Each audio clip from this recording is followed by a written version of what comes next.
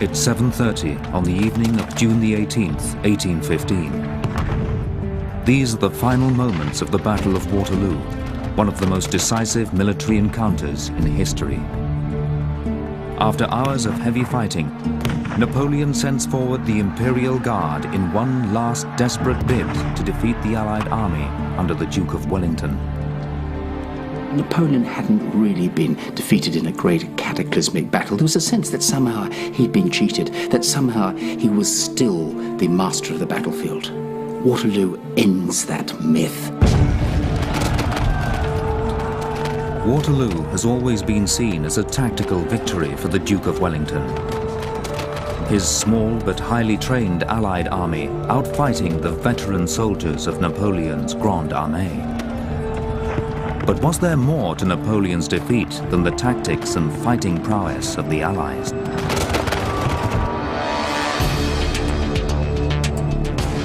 Now the latest scientific techniques are shedding crucial light on Napoleon's campaign. And a dramatic archaeological discovery is helping answer the central question: what went wrong for Napoleon at Waterloo?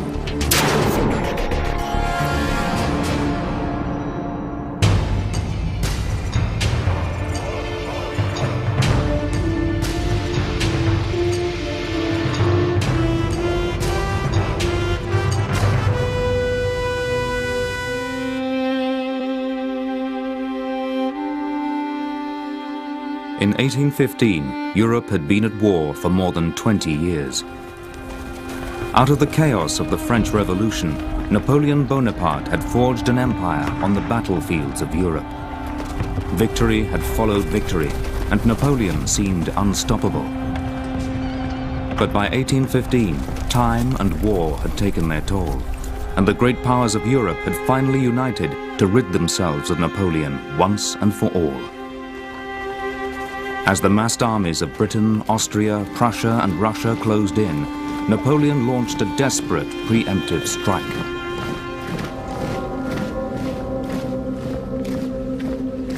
For Napoleon, the clock really is ticking. He desperately needs peace. He can't get it. And what he's got to do is he's got to defeat the Prussians and the British, but particularly the British, before the huge mass armies of the Russians and the Austrians descend upon him. Because once they descend upon Paris, Napoleon's had it.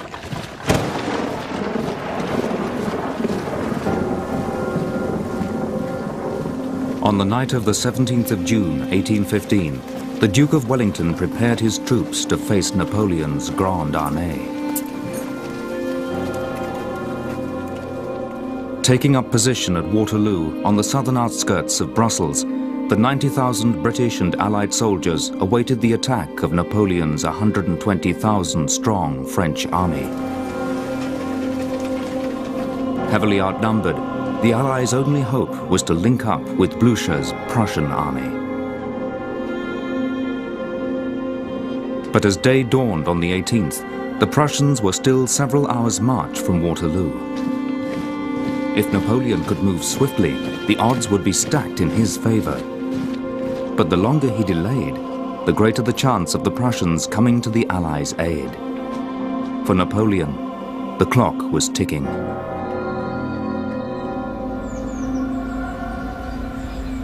The battlefield today seems miraculously unaffected amidst the suburban sprawl of Brussels. In the tense days building up to the battle, Wellington would have surveyed this scene and identified the ideal defensive position to stop Napoleon. And throughout the period that Wellington is in Flanders, he is constantly thinking, if Napoleon comes, where will he come? Which routes will he adopt? Where, therefore, can I stop him? Wellington had an expert eye for terrain. He drew up his army along the crest of a ridge where the main Brussels road crossed the Waterloo Valley. But today, it's difficult to tell precisely how good Wellington's position was, because contrary to appearances, the landscape has changed. It's now dominated by a giant artificial hill called the Lion Mound. Thousands of tons of soil were scraped away to create this 40-meter-high mound, a huge earth monument to the Dutch and Belgian troops who died at Waterloo. Wellington was furious at how the construction of the mound destroyed his battlefield. Wellington went back to the battlefield of Waterloo and he saw that mound. And he said to one of his companions, Colonel Gurwood, he said, "Damn me, Gurwood, they've ruined it. The Hollanders have ruined my battlefield." Or words to that effect. He was furious. But why was Wellington so incensed? What was it about his Waterloo position that construction of the Lion Mound destroyed? What made the position so effective was the ridge. With his troops lined along its crest, Wellington knew that the forward slope provided a clear field of fire and a steep natural obstacle against attack, whereas the reverse slope sheltered his troops from incoming fire. So how much did the removal of topsoil for the Lion Mound change this distinctive ridge? Landscape archaeologist Paul Hill suspects the ridge is now much lower than it would have been in 1815. Contemporary prints of the area prior to the mound's construction provide Paul with valuable clues as to what has changed. Roads are usually depicted as having steep embankments on either side. But to the east of the Lion Mound, the Ohain Road now has an embankment on only one side.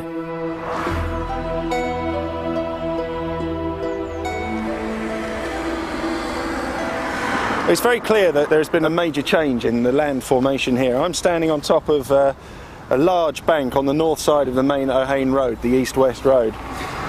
If we look further to the south on the other side of the road, you can see there isn't a bank at all, and there should be one there at least as high as this one. If we can recreate this landscape and see the level of the slope up which cavalry and infantry have to run, we can see why Wellington chose such a position to defend. But to prove his theory, Paul must somehow create a view of the landscape as it appeared to Wellington on the day of the battle. Specialist help is required. He calls in surveyors James Kavanagh and Dan Schnurr. Using a revolutionary new survey technique, the team will create a terrain-accurate 3D computer model of the battlefield. The result should be a unique impression of how the Waterloo landscape appeared to Wellington in 1815. Okay, this gives us a nice clear view over the battlefield. So when we're surveying, we'll be able to stay in radio contact with this base. And then this little nail is the reference point for the whole battlefield survey.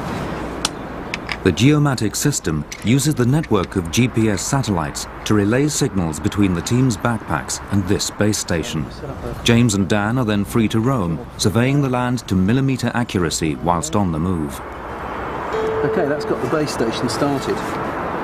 Ready? Okay, see you later, Dan.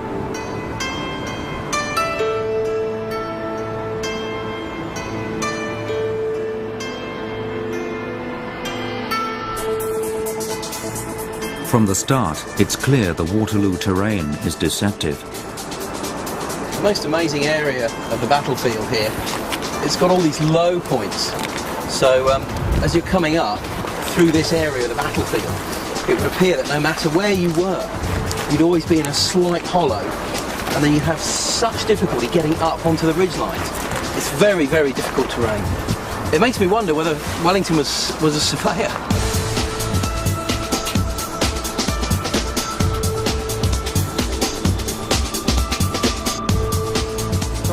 But James isn't the first member of his family to struggle through the mud at Waterloo.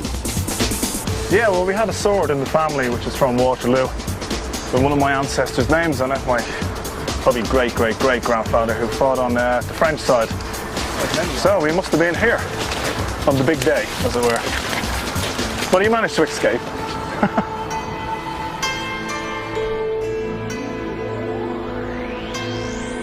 It's unbelievable. It's boggy ground, it's really soft. Unbelievable. I don't know how they fought on this.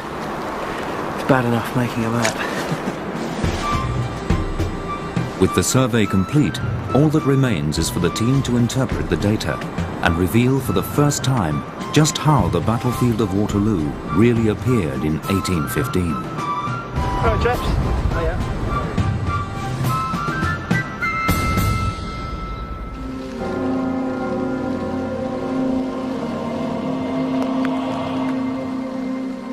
It's the early hours of the 18th of June, 1815. Napoleon is under pressure to attack, knowing that every minute he delays brings the Prussian army closer.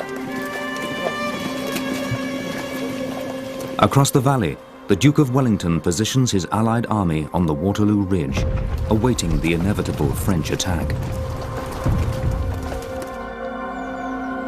But what was it Wellington had seen in the terrain which made Waterloo such an ideal position for defense? Paul Hill is confident that the battlefield survey will provide an answer. When the results are plotted, the first stage is to show the battlefield as it is today, including the Lion Mound. The area where Paul believes the topsoil was removed from then shows up distinctly. You can clearly see this circle here is the mound. And you can see quite clearly that that's been snipped off there and then pushed up. And I think by taking out the mound, we can actually get a flat area where we think most of this earth has come from. But it's not until the Lion Mound is removed and its volume redistributed over the truncated area that Paul gets the evidence he needs. The model reveals that the Waterloo Ridge was in fact much steeper before the construction of the Lion Mound. We can see from the model this original ridge along the top. It just gives such a commanding view over this entire area, doesn't it? Oh yeah, for sure. And I mean, when we were there, do you remember trying to walk up this slope? Yes. And now, not only have you got to walk up how it is today, but you've got another sort of, 100 meters of slope to keep going. Essentially what it's given you is giving you your battlefield back. Still deceptively steep, the forward slope would have been an even more difficult obstacle in 1815, whilst the reverse slope would have provided precious concealment and shelter for the Allied troops behind the crest.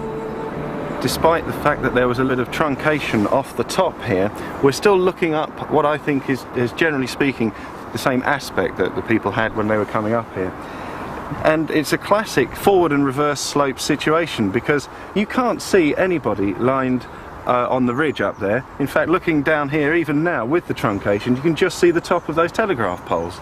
Well, that's what it must have been like for them. It's still a formidable slope, and waiting on the other side, of course, were the British infantry.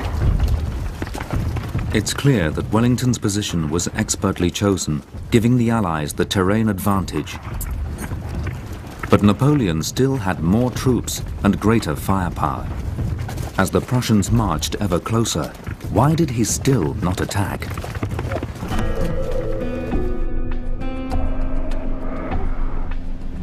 If you read the accounts of the time, you sense a feeling that they wanted to get on with battle. The French were very, very confident. Meteorologist Dennis Wheeler is fascinated by the impact of weather on major moments in history. He's convinced that the weather holds the key to understanding why Napoleon delayed. He's determined to do something that has never been done before: reconstruct precisely the weather on that day. Well, naval logbooks contain a rich source of data, data not recorded just every day, but sometimes every hour. But it's not instrumental data, it's the observations made by officers on board deck. So you do have a very detailed picture of how the weather each day evolved almost hour by hour. It's a bit like looking at a modern day weather forecast, but written in 18th and 19th century terms. So what we have here is a piece of detective work. We've got data from different sources, we need to gather it together, and once we've got those individual pieces of information together, we can plot them on a map, and from it we can begin to reconstruct a weather map, rather like the sort of weather map we'd be all too familiar with from the television forecasts of today.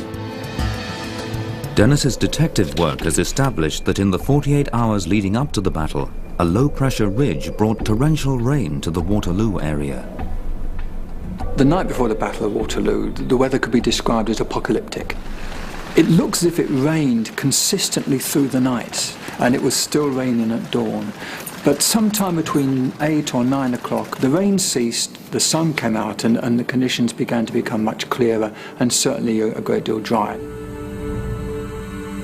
With the clearer weather, the way seemed open for Napoleon to launch an immediate attack on the Allies, spearheaded by his most feared tactic. The classic Napoleonic ploy for a battle is always to begin with an artillery bombardment. French artillery was very good. They were good guns, effective guns, and there were plenty of them. Napoleon's beloved artillery was the most feared in the world, and its immense firepower was more than sufficient to blast Wellington's troops from their positions on the ridge. But even though the rain had stopped by morning, it had left a big problem for Napoleon. When you're in the hollows around here, you've got really sticky, claggy mud. The problem is you've got a geology around here that's silty loams, and when they get wet, they get very wet and very slippery. I cannot get my shoe out of the mud, and that must have been exactly what it was like. But the mud itself, if you look at it carefully, it's incredibly fine. But when it's wet like this, these fine particles clag together, and it just becomes like putty. Had the battle been fought only 30 to 40 miles to the southwest, we'd have had a very different situation. Nice chalky downs which would have drained very quickly indeed. But this is just the wrong area to fight in when it's been raining. But why should mud be more of a problem for Napoleon than for Wellington? On the morning of the 18th of June 1815, this gun was part of Napoleon's ground battery. Now, this is about as good as it gets. This gun was manufactured in 1813, it's a 12-pounder, and this should have given an artillery general like Napoleon a decided advantage. But it's very heavy. This is going to take, in ideal conditions, about 8 men to move it. That's when the ground is baked hard. But on the morning of the 18th of June, of course, the ground was like a quagmire. Napoleon knew the sodden ground would make it difficult to maneuver his big guns, and he was gripped by a terrible dilemma. Knowing every minute's delay could be potentially disastrous, he decided to wait several tense hours for the ground to dry out. But with the Prussians closing in, was this a wise decision? What would have happened if Napoleon had pushed on through the mud regardless? By waterlogging and ploughing up an area of terrain, a team from the Royal Artillery simulate conditions on the Waterloo battlefield. They aim to investigate just how difficult it would have been for Napoleon's gun crews if he'd sent them into action without waiting for the ground to dry out. Stand by! Go! Come on then! Moving the heavy 12-pounders forward into position would have been just the start for Napoleon's gunners. After every shot, the half-ton guns would have had to be run back through the mud, the massive recoil having blown them yards back out of position. In the opening bombardment at Waterloo, the crews would have had to sustain this workload for an hour or more, each gun firing more than 100 rounds. The Royal Artillery team gets a taste of the fatigue caused by manning a 12-pounder at Waterloo in a point-to-point relay for just 10 minutes, a fraction of the time the French crews were in action. Stop!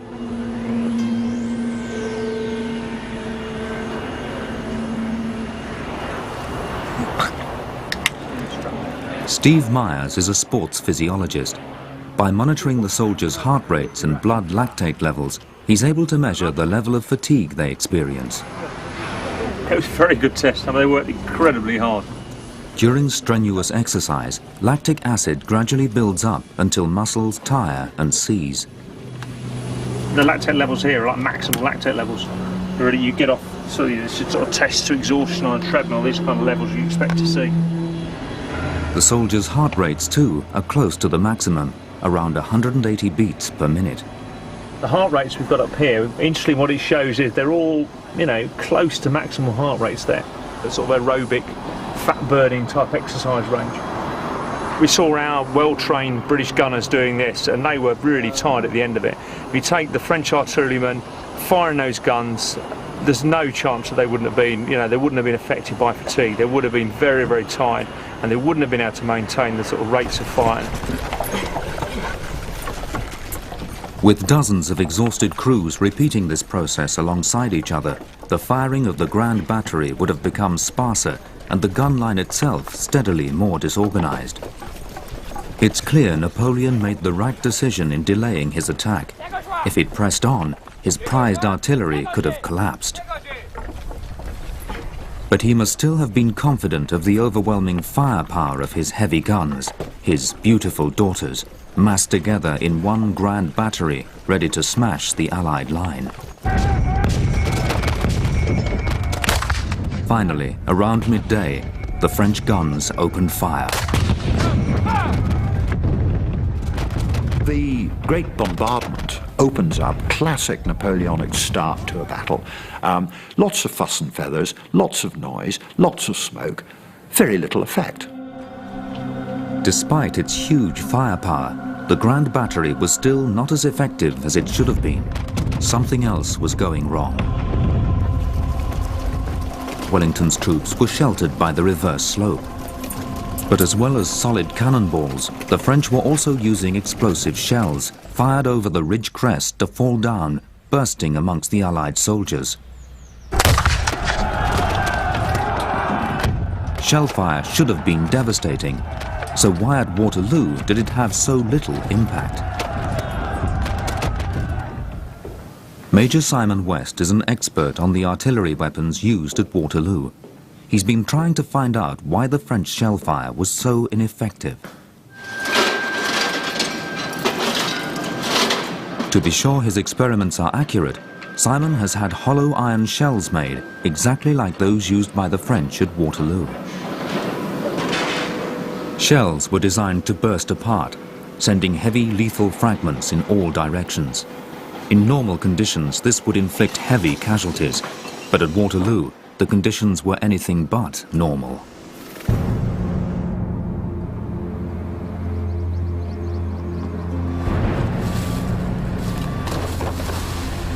On Salisbury Plain, he simulates the ground conditions at Waterloo.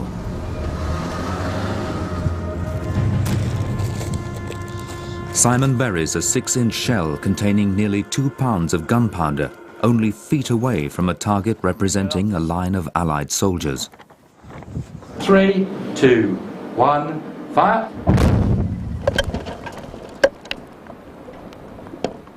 Well, this is brilliant because it was buried just below the surface, as it might have landed if it was coming in at a decent angle and buried a bit. The energy of the explosion has been absorbed by the ground and had no effect on the target, only feet away. Amazingly, the target has escaped virtually unscathed. Although his guns pounded on, it's clear the wet ground severely reduced the effectiveness of Napoleon's Grand Battery. Wellington's troops had only to sit out the heavy bombardments behind the sheltering ridge. They knew that eventually the French infantry would be forced to attack across the muddy valley and up the hill. The densely packed French columns would make ideal targets for the Allied cannonballs and shells. And the Allies had another weapon, one that was not affected by the weather, the most feared of all artillery weapons: canister.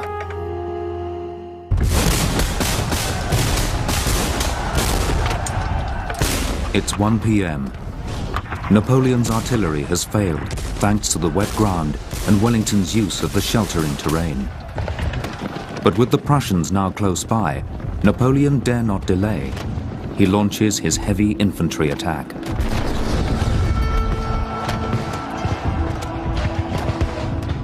Advancing steadily across the muddy, exposed valley, the French soldiers have no cover.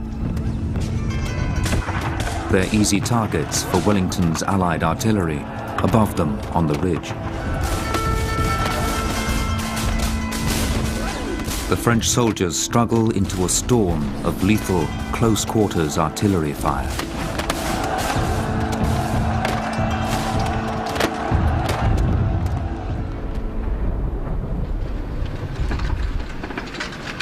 Using an original Waterloo British cannon that has not been fired in more than a century, Major Simon West investigates just how effective the Allied cannonballs would have been on Napoleon's densely packed troops.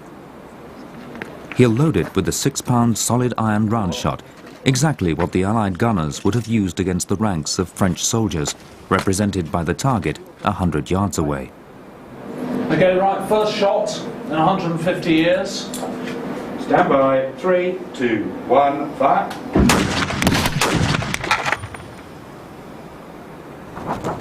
At over 200 meters per second, the round shot is devastating. The solid iron balls would have ploughed through the packed French ranks, a single shot killing or wounding as many as 10 or 15 men. Now, seeing the shot fired out of the cannon there, you think of that 6-pound shot having so much energy. There's no doubt that if that engaged sort of rows of cavalry or infantry in column, it would reap horrendous havoc. But destructive as round shot could be, when the surviving French infantry closed in to point-blank range, the Allied gunners switched to the most feared artillery device of all, canister. What I'm going to do is make up some canister charge. Canister was literally musket balls inside a thin-walled metal tube. Simon wants to find out just why this anti-personnel device was the terror weapon of the Napoleonic Wars. The metal tube burst apart as it exited the cannon's muzzle, creating a huge shotgun effect. Fire.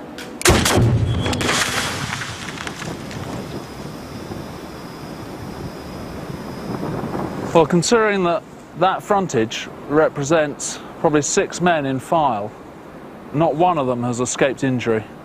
And bearing in mind that each of those balls is travelling at over 100 metres per second, even out at this range, that's going to represent a fatal injury. Any French infantrymen lucky enough to survive the artillery fire still had to face Allied musketry. British infantry in particular were renowned for their disciplined clockwork volley fire, and at close range their muskets could be just as deadly as canister fire.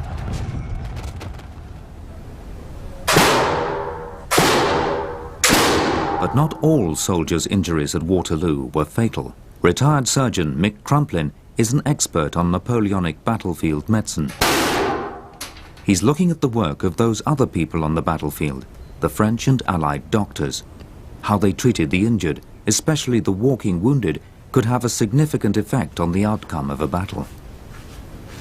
In order to replicate the kind of wounds surgeons would have had to treat, Mick commissioned sculptor and a ballistics expert Ivan Williams. He's designed an artificial torso to take the place of human flesh and bone. Ivan shoots the torso using 3/4-inch lead musket balls from an original Waterloo period weapon.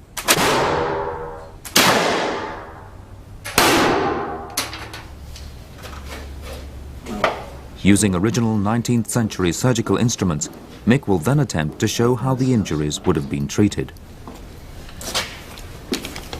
Well, I think these are just typical of the sort of wounds that would have been inflicted at the Battle of Waterloo and a surgeon would have to deal with.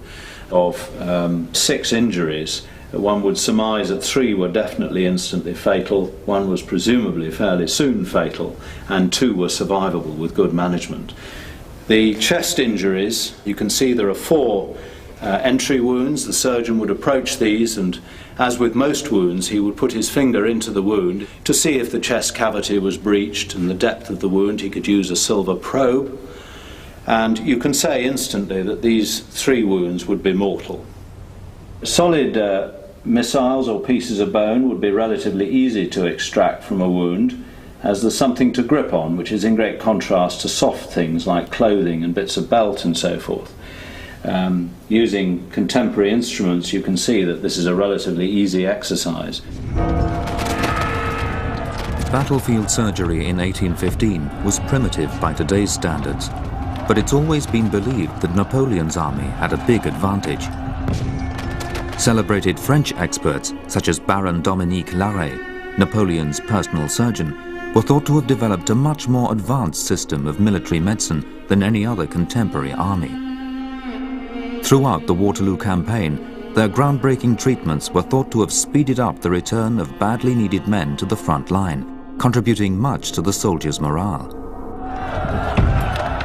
This could have given Napoleon the edge over the Allies. So why wasn't this the case? Mick Crumplin believes that by 1815, the British and Allied surgeons at Waterloo had become just as proficient as the French. He studied the extraordinary work of Charles Bell, a civilian British doctor who carefully recorded the injuries he encountered at Waterloo and the treatments he carried out. Charles Bell was an anatomist, artist and surgeon from the Middlesex Hospital who travelled out amongst others, and he made 47 drawings on vellum of wounded men. The illustrations showed dress, countenance, shock, infection in the men's faces. It's an invaluable collection. It is really the photography of the Battle of Waterloo.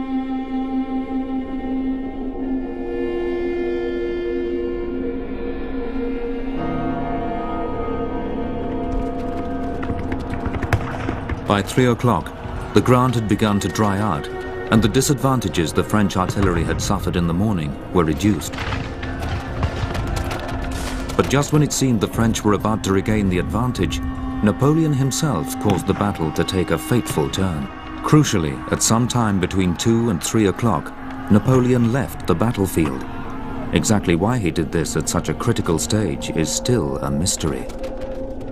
There is clearly something not right with Napoleon this day.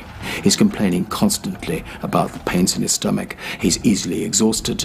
This is a man in middle age who's beginning to suffer all the ailments of the middle-aged and is very conscious of it all the time. Whatever Napoleon's condition, he was absent from the battlefield for nearly 2 hours, returning to his headquarters at Rossomme, nearly 2 miles away. He left control of the embattled French army in the hands of his second-in-command, Marshal Ney. Ney was a superb soldier at the tactical level. If you wanted a charismatic leader to draw his sword and say to his men, "Follow me for glory," Ney was your man. But Napoleon could hardly have chosen a worse moment to hand over command. At about 3 o'clock, Ney looks up there onto the ridge, onto the right-hand side of the Anglo-Dutch position, and he thinks he sees the Allies retreating. No one's absolutely certain what happened, but the best historical theory is that Wellington was adjusting some of his battalions, as he did during the course of the battle, moving some out of the firing line, moving them back to a reverse slow position. And it seems clear that Ney saw this movement taking place and thought, right, they finally cracked, they're beginning to move exactly as we always thought they were going to, and then orders an unsupported cavalry charge. Ney thought the critical moment had come, that the French artillery had finally broken the Allied line. Whether he was unsighted by battlefield smoke or by his own sheer impetuosity, Ney seized his chance and acted. He turns to the nearest cavalry brigade commander and he says, "Take your brigade, capture the plateau." And the cavalry brigade commander says, "No fear, Gov," or whatever the French equivalent is. Ney loses his temper, very typical of Ney, grabs Miho, who's the cavalry corps commander, and says, "Miho, take your cavalry, capture the plateau, go now." Not only does he commit that brigade of cavalry, he commits the entire cavalry corps.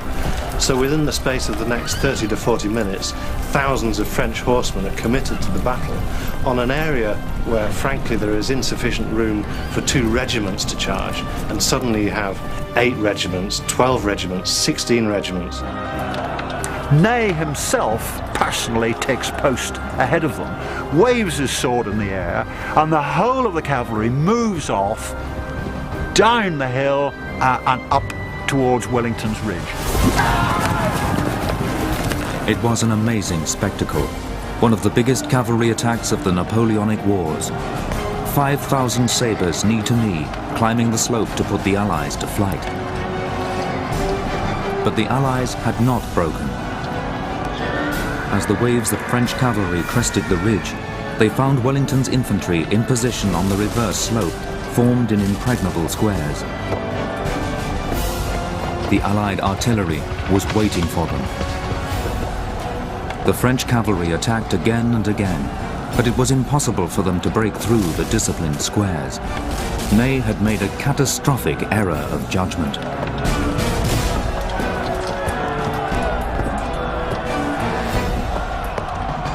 Napoleon comes back from Rossomme, takes a look and says, "What on earth are we doing?" He then starts to organise some artillery and some infantry to put up in support of the cavalry, but it's too late. and the flower of the French cavalry is blown away. Hundreds of cavalrymen and horses were killed or wounded, and the exhausted survivors played little further part in the battle. It was a disaster for Napoleon. With Prussian troops now closing in, the French were forced to fight on two fronts. Napoleon had lost the advantage. But the truth is, just as he was not the commander he once was, his army was not the fighting machine it once had been. To find out what had gone wrong with the Grande Armée, we need to go back further to the years before Waterloo. An important clue lies in a dramatic archaeological discovery in Lithuania. Just 3 years earlier, in 1812, Napoleon had embarked on the disastrous Russian campaign. More than 500,000 men marched with their emperor into Russia. It was an army of well-trained professionals, the veterans of Napoleon's most famous victories. But fewer than 1 in 10 French soldiers returned. And in spring 2002, building workers in the Lithuanian capital, Vilnius, found the last resting place of some of them. 2,000 French soldiers lie buried here in a single pit. It's the largest mass grave of Napoleonic soldiers ever found. When we excavate such a thing, we always have a strange feeling that all these persons died and were just thrown into some kind of mass grave. It must have been something like a terror vision when they were fresh corpses. For the first time, archaeologists can discover what kind of men made up Napoleon's Grande Armée at the height of its power. Here you see the remains of uniform, and there's green traces, there are most probably traces of button, just this discoloration of bones. These are from artifacts. The soldiers had been buried in their uniforms, enabling the archaeologists to piece together the clues as to who they were. They were able to work out that these were men from the prime regiments of the Grande Armée, including Napoleon's elite Imperial Guard. And their bones revealed something else. These soldiers were not diseased. They'd been in good general health when they died. Also young individual. Teeth are all healthy. You see the third molar just was erupting. Aged mainly in their early to mid-20s, these were the prime soldiers of the Grande Armée, the young men who had carved out an empire for Napoleon. It is something like the cream of the French army, actually. And even these ones, who were the strongest and the best soldiers at this period, died here during this campaign. But the evidence that the cream of Napoleon's army died in Russia is not all that the skeletons in Vilnius reveal. Mysteriously, few of these young soldiers died of wounds. Archaeologists were at first baffled as to why they were buried in Vilnius, where there is no record of a major battle during the 1812 campaign. However, research soon showed that a much more poignant fate had befallen them. These were the men who had survived the Russian campaign. They had escaped to what they thought would be safety, and yet what actually awaited them in Vilnius was a terrible death from starvation and hypothermia. And the commander who had to stand by and watch his men die was Marshal Ney. Could the traumatic experiences that Ney suffered here in Vilnius hold the key to what went wrong for Napoleon at Waterloo?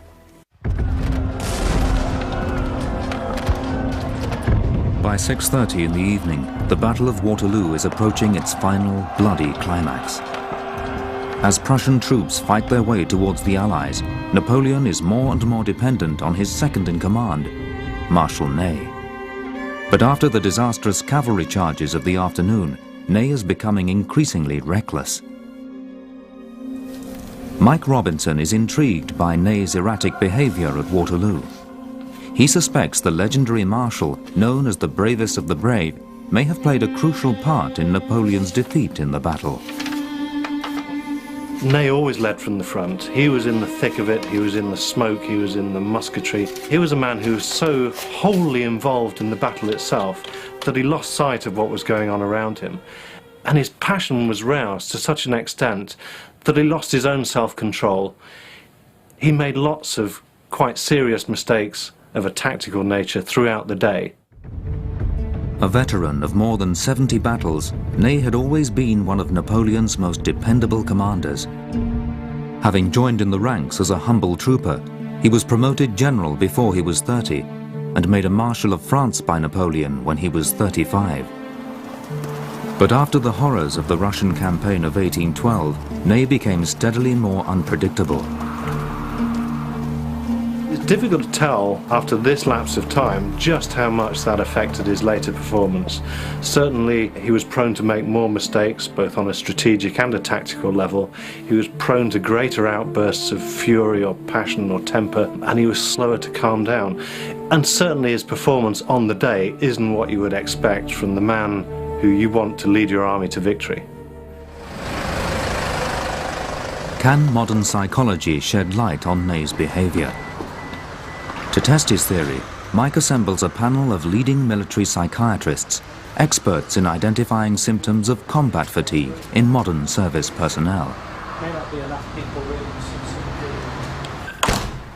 The picture that we have of Ney in the closing stages of the Battle of Waterloo is a man on the lower slopes of the Allied ridge. He's lost his hat, he's had 5 horses shot from underneath him. He's striking the barrel of a cannon with the flat of his sabre. I can't see that as normal behaviour in someone exercising that rank and those responsibilities.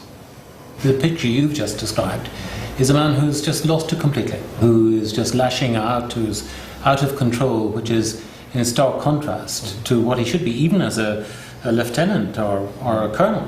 You know, he's supposed to be in command, most of all of himself. But could Ney's crucial loss of self-control during the battle have been due to a psychological complaint, similar to what is now recognized as combat stress?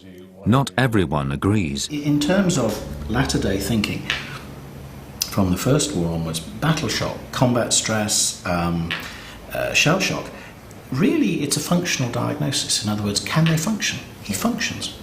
But he didn't function as a leader. Yes, he did. In the sense of overall command, he functioned as a leader, a very junior leader, but not as a senior leader. No, he functioned as he'd always functioned. He would always be at the front. He was the last man to step out of Russia. I don't think this is behaviour that's incongruent with him. We have to be careful not to get into a situation where we see the diagnosis as an incapability element, that, you know, that these are people who are incapable of doing things. But what's happening is he's not thinking straight. Now that's okay. If you're a private soldier, that doesn't particularly matter. If you're a general, that's a big problem. But having discussed the evidence, do the group believe that Marshal Ney was psychologically unfit for command? I think he was fit. I don't think it's a psychiatrist's job to say otherwise. He was one of these men that was used, a man for all seasons. The good guys do all the hard work and do burn out. And of course Napoleon, perhaps we should question whether Napoleon was fit to serve at that time. But of course Ney, if he failed, he'd have a great scapegoat. My feeling is that during the course of the battle, for a brief period, he experienced, I would use the term combat exhaustion. He developed tunnel vision and he reverted to type as a very junior soldier rather than functioned as a leader. In that sense, he was suffering a temporary psychological disorder that we would probably now call battle shock. The discussion casts important new light on the part Ney would play in the last act of the battle. Around 7:30 in the evening, Waterloo reaches its final dramatic climax. After marching all day to the sound of the guns, Prussian troops have now linked up with the Allies. Time is running out for Napoleon, and his only chance is to commit the last precious reserve. All he has left now is the Imperial Guard. The Guard have never been beaten. They're the cream of the French army. And provided they're properly used, they still just might pull victory from the jaws of defeat. He's only going to commit the Imperial Guard at the absolute crisis of the battle. Because if he loses them, he loses the Empire. And so when the decision is made to commit the Guard, this is the crucial moment. There's no going back from this. You've got to win. The final moments would reflect the problems Napoleon had faced throughout the whole battle. His artillery had failed against Allied troops protected by the reverse slope and soft ground. What troops he had left after years of attrition had been wasted in rash, uncoordinated attacks. Now the Imperial Guard, his last reserve, would have to attack over deceptively tough terrain selected by a master of defensive warfare. Struggling up the difficult, muddy slope, they would have faced point-blank artillery fire, round shot and canister.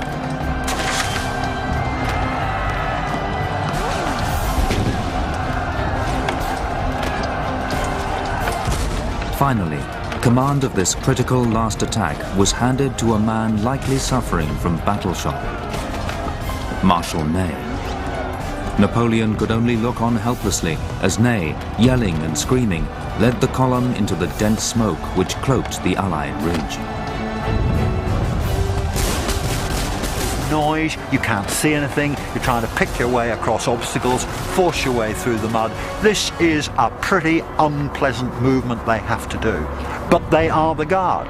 And despite the discharges of canister, despite the chaos, despite the difficulty, they keep going. As the exhausted French guardsmen reached the crest of the Allied ridge, it seemed for a moment that they had broken through. But suddenly the red wall of Wellington's infantry rose from the reverse slope. From less than 30 yards, the Allied muskets couldn't miss. More than 500 guardsmen fell to the first volley alone. But no soldiers, not even the Imperial Guard, could withstand such murderous firepower. For the first and only time in their history, Napoleon's Imperial Guard broke and fled. And once the Guards start to retreat down the hill, the whole French army breaks and the whole French army starts to withdraw. And that effectively is the end of the Battle of Waterloo.